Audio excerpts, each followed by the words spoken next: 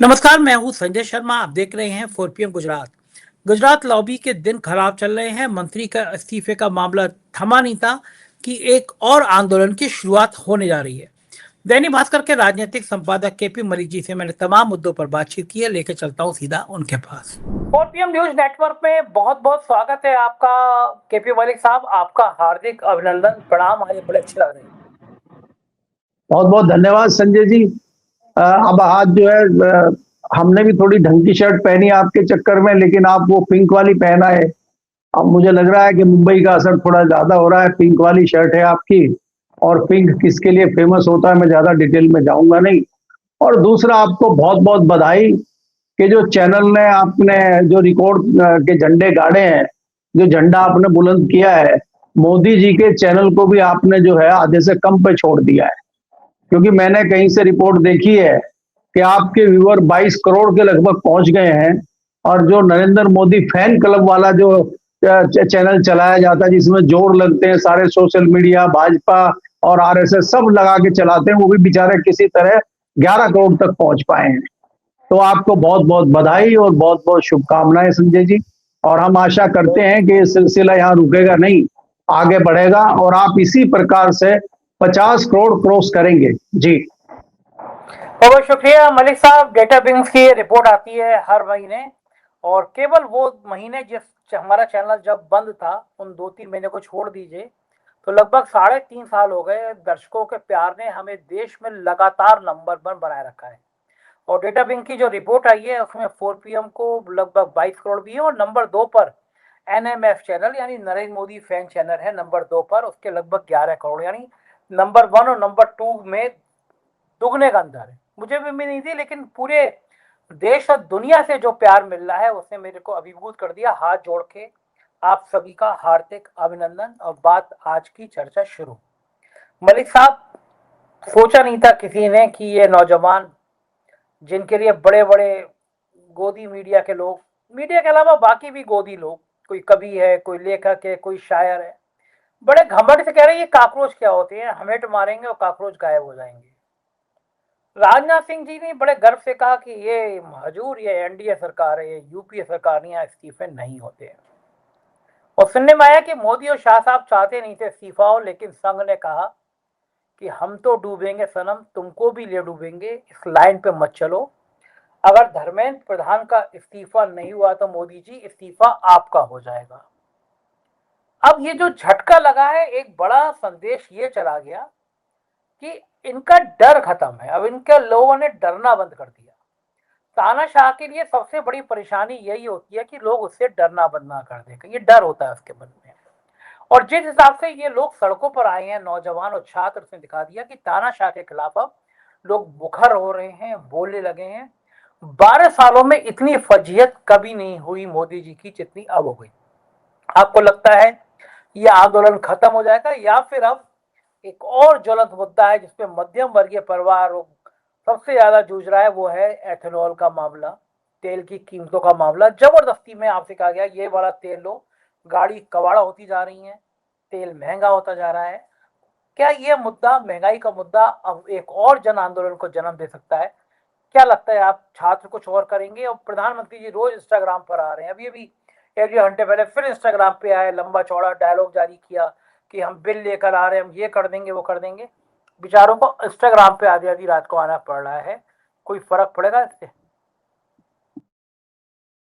प्रधानमंत्री जी का बार बार इंस्टाग्राम पे आना, सोशल मीडिया पे आना जताता है कि प्रधानमंत्री जी डरे हुए हैं और उनकी सरकार भी डरी हुई है। और भारतीय जनता पार्टी के जो विद्वान हैं वो भी डरे हुए हैं, आपने देखा होगा उनको। लेकिन मैं थोड़ा सा अगर पीछे जाऊं, और हमने जो इतिहास पढ़ा है, जो चीजें पढ़ी हैं, मैं एक छोटा जिक्र आपको आगरा और मथुरा के आसपास का करना चाहूंगा। वहां पे क्या था कि औरंगजेब के जमाने में बड़ा टेरर उस टाइम जो है मुगलों का था, और वो किसानों से कर लेते थे, दुकानदारों को लूटते थे। और बीच बीच में ये भी होता है कि जो जिनके पास सत्ता होती है वो कई सारे अनैतिक कार्य भी करते हैं। और जब जनता त्रस्त हो जाती है फिर वो मरने मारने के अलावा उसको कुछ दिखाई देता नहीं है। तो उन्होंने क्या किया था कि वहां पे किसान वर्ग इकट्ठा हुआ, मजदूर वर्ग इकट्ठा हुआ, और उसमें एक गोकुल सिंह नाम के किसान थे, उन्होंने उसका नेतृत्व किया और भयंकर लड़ाई हुई और उसमें बहुत नुकसान औरंगजेब का हुआ और औरंगजेब को लगा कि ये कहां से क्या हो गया। हालांकि बाद में क्योंकि वो किसान थे और सरकार के पास तो आप जानते हैं फौज है, सेना है, सब चीजें हैं, आखिरकार 3 दिन के युद्ध के बाद वो हार गए और उनकी बोटी बोटी काटी गई आगरा लाके। और उनकी जब बोटी काट रहे थे तो खून के फव्वारे उनके शरीर से निकल रहे थे। ऐसा हट्टा कट्टा नौजवान था।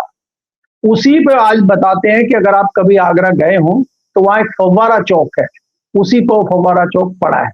लेकिन उसके बाद ये हुआ कि जो जितना डर औरंगजेब का लोगों के बीच में था वो डर निकल गया और उसके बाद वो इस तरह के आंदोलन, इस तरह का जो चीजें थी वो बढ़ती चली गई, रुकी नहीं। दूसरी घटना हम अंग्रेजों के टाइम में देखते हैं, अंग्रेजों का जिस तरह से दमन चक्र हमारे ऊपर चलता था, हर चीज को वो दबा देते थे। महात्मा गांधी ने वो डर निकाला शांति का प्रदर्शन करके, आमरण अनशन करके और आंदोलन करके। तो मुझे लगता है कि ये जो 12 सालों से एक डर बनाया गया था, चाहे वो सीबीआई का डर हो, चाहे वो ईडी का डर हो, चाहे आपके सांसद तोड़ने का डर हो, चाहे आपके ऊपर छापा मारने का डर हो, चाहे पत्रकारों को जेल में डालने का डर हो, वो डर इन युवाओं ने निकालने का काम किया है।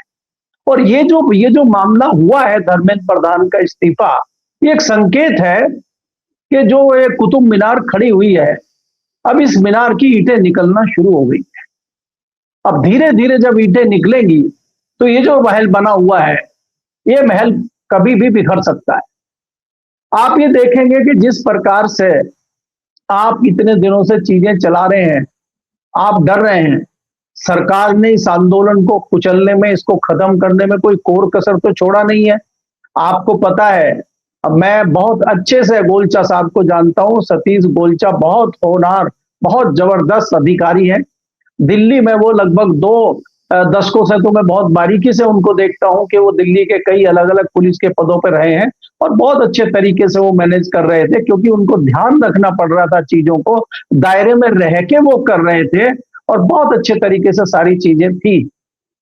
और आईबी की रिपोर्ट आई, आईबी ने रिपोर्ट दी कि कुछ बड़ा मामला हो सकता है, क्योंकि जंतर मंतर का मामला धीरे धीरे बढ़ता जा रहा है। तो जैसे ही होम मिनिस्ट्री को ये रिपोर्ट दी गई, होम मिनिस्ट्री के हाथ पैर खुल गए और होम मिनिस्ट्री आनंद फानन में ढूंढने लगी कि किसको देखा जाए। तो जो आईबी की रिपोर्ट देने आए थे सज्जन, पता चला रे वो सज्जन तो दानिश के दिल्ली के ही आईपीएस हैं। तो काहे इन्हीं को नहीं बनाया जाता, क्रांतिकारी भी है, हमारे जो है रिपोर्ट देने आए तो सिंपैथी रखने वाले हैं, तो इनको रात को बनाया। उनको सोचिए आप, उनको रात को बनाया और सुबह उन्होंने विस्फोट कर दिया और उस विस्फोट का नतीजा आज आपके सामने है। तो मेरा कहने का मतलब है, वो थे तो दिल्ली के, लेकिन वो 20 साल से दिल्ली की तरफ देखे नहीं और वो आईबी में बने हुए थे। और संजय जी, मैं आईबी के बना हूं। आज मेरे पास कई सारे आईएएस अधिकारियों के जो रिटायर हैं या थोड़े से किसी दूसरे पदों पर, उनके फोन आए। आईबी का काम क्या होता है, रो का क्या काम होता है, संजय जी आपको भी पता है। अब आईबी ने अगर कोई रिपोर्ट दी है तो उसको कैसे जांच पड़ताल करोगे, कैसे तथ्यों की बात करोगे। हमारे आपके लखनऊ में, मेरठ में, मुजफ्फरनगर में, शामली में जो वहां पे आईबी का आदमी होता है जिले में, वो किससे रिपोर्ट लेकर देता है? वो हमसे आप बात करके रिपोर्ट बना कर दे देता है। आईबी के मेरे कम से कम 2 दर्जन दोस्त हैं जो हमसे अभी भी फोन करके पूछते रहते हैं। प्रेस क्लब में 4 आईबी के आदमी बैठते रहते हैं, पत्रकार क्या बात कर रहे हैं, तो वो पत्रकारों की बातें सुनी और रिपोर्ट बना के दे दी। तो ये रिपोर्ट अभी वो चल रही थी, उनको आपने कमान दे दी, तो वो उस कमान को संभाल नहीं पाए, जिसका नतीजा आपने देखा। और अब तो जो आरएएफ है उसने भी स्वीकार कर लिया कि पैलेट गन चले हैं, उन्होंने मना नहीं किया। तो मेरा कहने का मतलब है कि आपने आंदोलन को कुचलने का भरसक प्रयास किया और जब आपके हाथों से कंट्रोल बाहर हो गया और आपको लगा कि आपने अगर जल्दी इसको नहीं किया, देखिए अगर आज तक भी खत्म नहीं होता संजय जी, आज संडे का दिन था, वहां भयंकर भीड़ होती और ऐसी भीड़ में कुछ भी हो सकता था, क्योंकि कल से यूनिवर्सिटी के कॉलेज भी खुल रहे हैं, कल से बच्चों की तादाद बढ़ जाती। दूसरा, कल पार्लियामेंट शुरू हो रही है। पार्लियामेंट में देखिए, इसमें कुछ भी आप कहें, जो दूसरे राजनीतिक दल थे, चाहे वो आम आदमी पार्टी हो, चाहे समाजवादी पार्टी हो, चाहे कांग्रेस के राहुल गांधी हो, उनका हौसला बुलंद करने का काम भी नौजवानों ने किया है। राहुल गांधी आज से पहले नहीं गए प्रधानमंत्री के घर के बाहर धरना देने के लिए। डिंपल यादव को आज से पहले हमने नहीं देखा कि वो सांसदों को लेकर पैदल मार्च कर रही हो।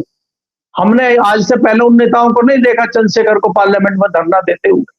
तो कहीं ना कहीं उनका उत्साहवर्धन भी इन्हीं नौजवान छात्रों ने किया है, और उसमें कई सारे ऐसे छात्र छात्राएं थे जो 14-15 साल के भी थे। उस पर हम लंबी चर्चा पहले कर चुके हैं। तो मुझे लगता है कि ये एक शुरुआत है, और अभी आप आगे आगे देखिए होता है क्या। इसको एक डायलॉग भी कह सकते हैं जो हम और आप कई बार करते हैं कि पार्टी तो अभी शुरू हुई है। मुंबई अंदाज में अगर करेंगे, पार्टी अभी शुरू हुई है और पार्टी आगे तक चलेगी। तो पार्टी का नजरिया देखिए और पार्टी का मजा लीजिए और जो है नृत्य करिए उसमें। जी बिल्कुल ठीक कह रहे हैं मलिक साहब। आप लंबे समय से पार्लियामेंट कवर करते रहे हैं, सरकार के बहुत करीब से आपने सरकारों को देखा है। इस पूरे आंदोलन में चूक कहाँ थी? जहां तक मुझे लग रहा है शुरू में इस आंदोलन की तरफ थोड़ा आंखें मूंदी गई और दिल्ली की गोदी मीडिया को इशारा किया गया शुरू में दिखा दो, जिससे राम मंदिर की चंदा चोरी का मामला थोड़ा दब जाए, छुप जाए। मकसद ये था कि मंदिर की चंदा चोरी ज्यादा नुकसान पहुंचा रही है, छात्रों का आंदोलन हम खत्म कर देंगे, कांग्रेस पार्टी क्या होती है। लेकिन बाद में यही आंदोलन गले की फांस बन गया। क्या लग रहा है आपको, चूक कहाँ हुई? सरकार मोदी और शाह जो अपने आप को बहुत इंटेलिजेंट समझते हैं, वो गड़बड़ा कहाँ गए? क्या लगता था उनको कि उनके एक मंत्री की बदी चढ़ जाएगी, बदी देनी पड़ जाएगी? गलती कहाँ हुई? संजय जी, गलती आपके अहंकार और आपके जो अहंकार आपको है, जो आपको घमंड है, उसके सामने आपकी गलती हुई। आपने कहा अरे हम किसी को भी कुचल देंगे, किसी को भी देख लेंगे, तो उससे आपकी गलती हुई। राम मंदिर के मामले में कहीं ना कहीं आप दबाव में थे, ये नया मामला आ गया। और उसके बाद अगर आप देखेंगे जो कांग्रेस भी है उसका भी लगातार कहीं ना कहीं युवाओं में जिस प्रकार से राहुल गांधी जगह जगह जा रहे थे, पहले वो कोटा गए, देहरादून गए, तो एक पैरेलल भी छात्रों पे इस तरह का एक चल रहा था कि छात्रों को आकर्षित कैसे किया जाए, छात्रों को आगे कैसे बढ़ाया जाए। और दूसरा संजय जी, आप ये देखेंगे ये जो मुद्दा था, ये बहुत सेंसिटिव मुद्दा था शिक्षा का। ये 80% आज की डेट में ऐसे परिवार हैं जो कहीं ना कहीं इससे सीधा सीधा संबंध रखते हैं। या तो ऐसे छात्र हैं जो परीक्षाएं दे चुके हैं, उनकी नौकरी नहीं लग रही है, या ऐसे छात्र हैं जो परीक्षा देने वाले हैं, या ऐसे छात्र हैं जिन्होंने परीक्षा दे दी है, या ऐसे छात्र हैं जो 2 साल में 1 साल में परीक्षाएं देंगे। और कहीं ना कहीं सेंटिमेंटल तरीके से वो बच्चे जुड़े हुए थे और उनके पेरेंट्स भी जुड़े हुए थे। आपने देखा कि भारतीय जनता पार्टी के कई बच्चे ऐसे आए जो उनके पेरेंट्स, उनके फादर, उनका पूरा परिवार भारतीय जनता पार्टी को वोट देता है, लेकिन बच्चे वहां पे पहुंचे। तो ये क्या जताता है कि ये ऐसा सेंटिमेंटल वाला आंदोलन था कि सरकार इसको भांप नहीं पाई, सरकार इसको समझ नहीं पाई। सरकार को लगा जैसे दूसरे आंदोलन होते हैं ऐसे ही छोटा मोटा आंदोलन रहेगा, इसको तो हम कुचल देंगे। और कुचलने की पूरी व्यवस्था भी की थी संजय जी, ऐसा नहीं है।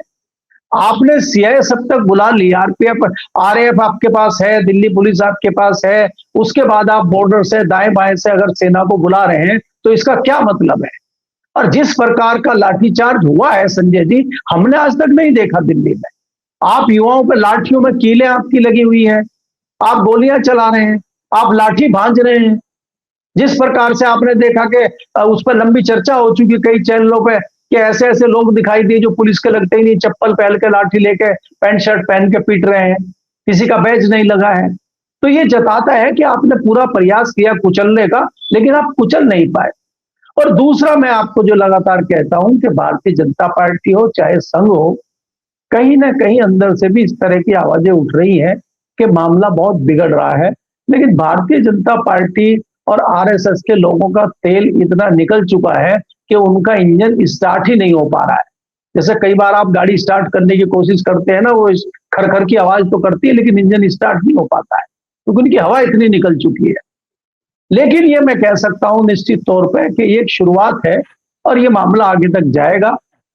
सरकार का घमंड टूट गया है। सरकार का जो पहले ये था कि घमंड है, वो घमंड टूट गया है। इसलिए मुझे लगता है ये मामला आगे बढ़ेगा। जी, इस बीच में मैंने 2 लोगों के वीडियो देखे, परम आदरणीय तिहाड़ रिटर्न सुधीर चौधरी का और अर्नब गोस्वामी का और बाकी गोदी मीडिया का एंकर का। इन दोनों का कहना है कि सरकार ने बड़ा आसान किया। सरकार तानाशाह होती, मार मार के डंडे ठीक कर देती, आंदोलन करने नहीं देती। और सरकार बड़ी दयालु है, राजा बड़ा दयालु है, उसने आंदोलन करने दिया। ये तब हाल है इनका जब इनके फील्ड के रिपोर्टर पिट रहे हैं, कपड़े फाड़े जा रहे हैं, तब भी ये इतनी बेशर्मी पर बैठे हुए हैं। छात्रों को गलत बता रहे, कह रहे छात्रों पे मेहरबानी कर दी सरकार ने। कितनी कितनी गुलामी करेंगे ये लोग गोदी मीडिया का। इतने हर्ष होने के बाद क्या और कोई पूरा हर्ष होना बाकी है? संजय जी देखिए, ये मीडिया को भी आईना दिखाने का काम इन्होंने किया है, जो गोदी मीडिया था। आपको याद होगा वहां पे एक जी न्यूज के पत्रकार थे, हालांकि हमने ट्वीट भी किया और लोगों से कहा भी, लिखा भी कि भाई हर पत्रकार जो है वो इस तरह का नहीं होता, इसलिए पत्रकारों पे इस तरह के हमले और इस तरह की फूटिंग उनकी नहीं होनी चाहिए। पत्रकार तो मजबूर है, अगर ऊपर ही सब मामला बिका हुआ है तो पत्रकार क्या करेगा। संजय जी, खबर आई है आज कि वो जी न्यूज के पत्रकार जिसकी पिटाई हुई थी और जिसके साथ अभद्र व्यवहार वहां किया था, उसकी बेटी बड़ी आहत हुई और बेटी ने सवाल पूछा कि पापा आपके साथ ये क्यों हुआ। अब आप ये सोचिए, अगर आपकी बेटी कुछ बोलती है तो आप अपनी बेटी को कम से कम झूठ नहीं बोलते और आपको ईमानदारी से जवाब देना पड़ता है, तो क्या उसका हाल हुआ होगा पत्रकार का। और दूसरे जो आप क्रांतिकारी बता रहे हैं, जो सफाइयां दे रहे हैं, उसमें खाली आप एंकर की बात करें, उसमें एंकरनियां भी हैं, उनके भी बच्चे हैं और वो भी सोशल मीडिया और टीवी देख रहे होंगे, उन्होंने क्या जवाब दिया होगा आप सोचिए। जिन महाशय का आप नाम ले रहे हैं, क्या उनके बच्चे नहीं हैं? उनके बच्चे नहीं देख रहे होंगे? लेकिन ये लोग बेशर्म हैं, इनको कोई फर्क नहीं पड़ता है। आप कुछ भी कहिए, कुछ भी मारिए, इनको पत्थर मारिए, इनके ऊपर काली पोत दीजिए, जूतों की माला इनके गले में डाल दीजिए, इनको कोई फर्क नहीं पड़ता है। इनका पैकेज अच्छा होना चाहिए बस। अगर आप पैकेज अच्छा देंगे तो ये इससे भी आगे बढ़ सकते हैं। चरण वंदना में इन्होंने कोई कमी छोड़ी नहीं थी। आप 24 के इलेक्शन के दौरान अगर देखें तो प्रधानमंत्री जी कह रहे थे कि शायद 400 से कुछ कम रह जाए या 400 के आसपास आए, और ये बता रहे थे कि 450 आ सकती है, 500 भी क्रॉस कर सकती है। फिर किसी ने कहा नहीं नहीं, सीटें है ही नहीं 500। बोला नहीं है, कोई बात नहीं, फिर भी आ जाएंगी, मैं 2-4 मंगा लो सीटें, कोई कुछ उधर की बांग्लादेश की पाकिस्तान की भी खींच लो। तो चाटुकारिता में ये लोग इतने डूबे हुए हैं कि इनको अच्छाई में बुराई में कोई फर्क नजर नहीं आ रहा है, इनको सच्चाई में और झूठ में कोई फर्क नजर नहीं आ रहा है। लेकिन इनकी भी पोल पट्टी वहां खोली गई है। बहुत सारे लोगों ने वहां जो ईमानदारी से कवरेज की है उसका स्वागत भी हुआ है, और जो इस तरह का गोदी मीडिया है उसकी हुटिंग भी हुई है। तो ये तस्वीर भी जनता के सामने आना बहुत जरूरी था और इनकी पोल पट्टी खुलना बहुत जरूरी था, खुल गया। और ये तो आप देख रहे हैं ना, जैसे हमने आपने अभी जिक्र किया, भाई आपके अगर व्यूअर 22 करोड़ हुए हैं इस दौरान, तो क्यों हुए हैं? वो मेन स्ट्रीम के चैनल क्यों नहीं देख रहे हैं? तो वो जानते हैं ना कि चाटुकारिता वहां चल रही है। शुरू शुरू में क्या नहीं कहा गया कि किसका आंदोलन है, वहां तो है सामाजिक तत्व आ गए, इसमें तो कोई छात्र है ही नहीं, और वो कौन से पिंकी चौधरी फलाने चौधरी और वो आ गए, कोई पंडित जी आ गए, वो गाड़ी में बिठा के पीट रहे हैं छात्रों को, कहां जा रहे हो। कोई कोर कसर नहीं छोड़ी गई। बॉर्डर पर रोकने का काम आपने किया है, कोई बेचारा कहीं इंटरव्यू देने आ रहा है, कोई काम है, उसको गाड़ी से उतारा गया कि अच्छा तुम वहां जा रहे हो जंतर मंतर पर, उसको यहीं उतार दिया, घर निकल, पीट दिया छात्रों को, छात्रों को बॉर्डर पर पीटा गया है। तो ये सारी चीजें करने के बाद में सरकार का भी चेहरा उजागर हुआ है, और इस तरह के जो चाटुकार और इस तरह के चाटुकार पत्रकार गोदी मीडिया जो थे, उनका भी चेहरा इस आंदोलन ने उजागर किया है कहीं ना कहीं। जी संजय जी। मलिक साहब, अभी मुसीबतें कम नहीं हुई हैं। ऑटो चालकों ने और टैक्सी ड्राइवरों ने कहा है कि वो 4 तारीख को बड़ी हड़ताल करने जा रहे हैं इसी तेल की मिलावट के लिए। मैं हूं, आप हो, कोई भी मध्यम वर्गीय परिवार के लोग हों, एक ही चर्चा है कि ये इथेनॉल वाली गाड़ियां, तेल मिलाने वाली गाड़ियां कबाड़ा होती जा रही हैं। बड़ा सेंसिटिव मुद्दा है ये। अब वो हड़ताल की बात हो गई। अब लोगों ने देख लिया ना, 700-800 किसान मर गए, लेकिन किसान आंदोलन पे प्रधानमंत्री को झुका लिया किसानों ने। नौजवानों ने तो इतनी जल्दी झुका लिया, उम्मीद नहीं थी कि नौजवानों के आगे थे, पसीने आ गए। और अब ऑटो चालक, टैक्सी ड्राइवर ये सब हड़ताल करने जा रहे हैं। क्या लग रहा है अब ये मामला समझ में आ गया लोगों को? झुकती है दुनिया, झुकाने वाला चाहिए। नहीं संजय, देखिए जैसे शिक्षा के मामले पे अधिकतर लोग प्रभावित थे इस मामले से। ऐसा मामला था कि हर व्यक्ति इससे जुड़ा हुआ था, भले ही किसी के पास कार हो ना हो। तेल के मामले से तो वही प्रभावित होता है भाई, अगर उसके पास अपनी कार नहीं है, वो बस में सफर करता है, कोई टैक्सी में सफर करता है, कोई ट्रेन में सफर करता है, कोई ट्रक में सफर करता है, तो सब कहीं ना कहीं तेल से प्रभावित हैं। अगर तेल के हाल ये होंगे, गाड़ियों की हालत खराब होगी, तो उससे ढुलाई का खर्चा बढ़ेगा, ढुलाई का खर्चा बढ़ेगा तो महंगाई बढ़ेगी, महंगाई बढ़ेगी तो आम आदमी को दिक्कत होगी। कमाई हो नहीं रही है और महंगाई बढ़ती जा रही है, तो उससे कहीं ना कहीं आम आदमी भी प्रभावित होगा। आज ऑटो वाले स्ट्राइक कर रहे हैं, कल को आम आदमी स्ट्राइक करेगा। दूसरा क्या है संजय जी, जो चर्चा हम सुन रहे हैं कि ये सारी चीजें देखते हुए किसान के जो किसान प्रतिनिधि हैं, जो किसान यूनियन है, उसमें भी हलचल शुरू हो गई है कि भाई अगर बच्चे अपनी मांग पूरी कर सकते हैं तो हमारे तो संगठन है, हम तो किसान हैं, अगर हम रसद बंद कर दें, हम दूसरी चीजें से प्रभावित सरकार को कर दें, तो हम भी सफल हो सकते हैं अपने आंदोलन में। तो अब मैंने कहा ना कि ये तो पार्टी शुरू हुई है और ये तो एक रास्ता लोगों को, युवाओं ने दिखाया है। अब इस रास्ते पे चलने वाले कई लोग प्रयास भी करेंगे और कई लोग आगे भी आएंगे। अब आप ये देखें ना कि किसान की लागत जो है फसल की, वो ही नहीं मिल पा रही है उसको।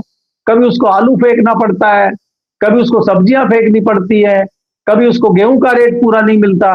तो वो जो लगातार एमएसपी की मांग कर रहा है, जो हमारे माननीय प्रधानमंत्री जी ने उनको जब कहा था कि मैं तपस्या में मेरी कोई कमी रह गई है और तीनों बिल वापस लिए थे, तो उन किसानों को ये वादा दे के विदा किया था कि हमने एक एमएसपी पे कमेटी बना दी है और ये कमेटी जल्दी रिपोर्ट देगी और हम एमएसपी पे कुछ ना कुछ नया रास्ता निकालेंगे। आज तक कोई रिपोर्ट उसकी आई नहीं है और कोई एमएसपी दी नहीं है। उसी तरह से जिस प्रकार से नई कमेटी, अभी वो ट्वीट करके बताया था ना प्रधानमंत्री जी ने कि हमने फास्ट ट्रैक बना दिया है। अब फास्ट ट्रैक वो ऐसी फास्ट चलेगी, सुपर फास्ट, कि कहाँ रुकेगी किसी को पता ही नहीं है। तो ये जुमलेबाज, पुराने जुमलेबाज है, जुमला देके अपना खत्म कर देते हैं। और कोई भी आंदोलन हो, कोई भी इस तरह का विरोध प्रदर्शन हो, जो टेम्पो एक बार बन जाता है वो बहुत जल्दी नहीं बनता संजय जी। आप देखिए कि जो 5 साल पहले जो किसानों का आंदोलन का टेम्पो बना था, क्या किसानों का आंदोलन इतनी जल्दी बन सकता है? मुश्किल है।